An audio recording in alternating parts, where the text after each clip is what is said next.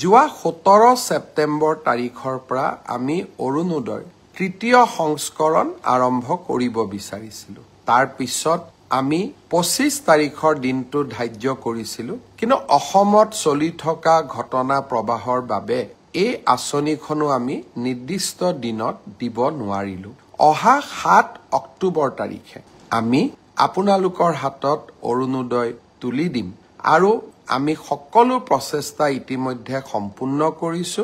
7 তাৰিখে নিশ্চিতভাৱে অৰুণোদয় তৃতীয় সংস্কৰণৰ সুবিধা 30 লাখ আই মাতৃয়ে লাভ কৰিব আৰু আমি তাৰ পিছত প্ৰতি মাহে নিৰন্তৰ কৰি আপোনালোকক এই পুঁজি যোগান ধৰি যাম। ঠিক সেইদৰে নিযুত মইনাৰো প্ৰায় 3.5 লাখ ছাত্ৰীয়ে এইবাৰ নিযুত মইনা আঁচনিৰ সুবিধা লাভ কৰিব।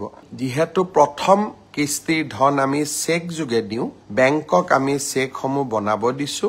নিযুত মইনা আঁচনিৰো প্ৰথম কিস্তিৰ ধন আমি 10 পৰা 15 অক্টোবৰৰ ভিতৰত সকলোৰে হাতত তুলি দিম আৰু তাৰ পৰৱৰ্তী মাহৰ পিছত সকলোৱে বেংক যোগে নিযুত মইনা আঁচনিৰ ধন লাভ কৰি থাকিব।